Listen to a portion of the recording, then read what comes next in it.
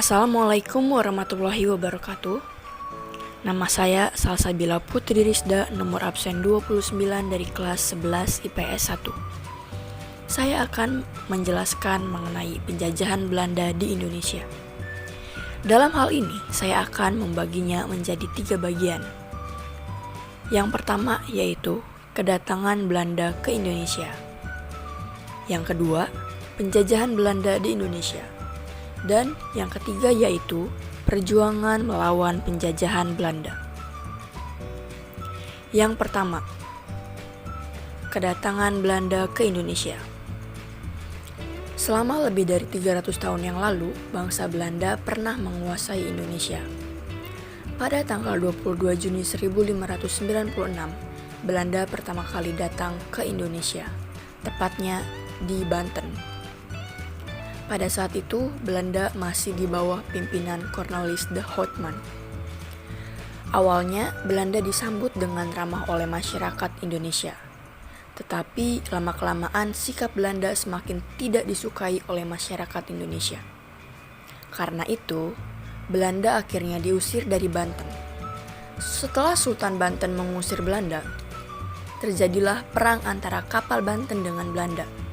Lalu, dengan politik divide et impera, Belanda mengadu domba kerajaan-kerajaan di Nusantara. Yang kedua yaitu penjajahan Belanda di Indonesia. Penjajahan Belanda di Indonesia terjadi melalui kerja paksa, penarikan pajak, dan tanam paksa. Sistem tanam paksa yaitu rakyat dipaksa menanami tanahnya dan hasilnya harus diserahkan kepada Belanda dengan harga murah, dan tentunya itu sangat merugikan masyarakat Indonesia. Yang pada akhirnya, penjajahan Belanda saat itu sangat menguras kekayaan alam Indonesia dan membuat rakyat menderita. Bagian yang ketiga yaitu perjuangan melawan penjajahan Belanda. Perjuangan yang bersifat kedaerahan ternyata tidak mampu mengusir penjajah. Beberapa tokoh pejuang yang memimpin setiap daerah di Indonesia yaitu di antaranya.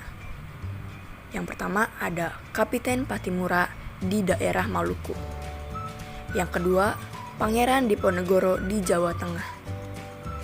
Yang ketiga, Sultan Hasanuddin di Makassar. Dan yang terakhir yaitu Tuanku Imam Bonjol di Sumatera. Nama-nama tersebut merupakan beberapa pemimpin yang memimpin daerah pada saat penjajahan Belanda di Indonesia. Sekian dari saya, terima kasih. Wassalamualaikum warahmatullahi wabarakatuh.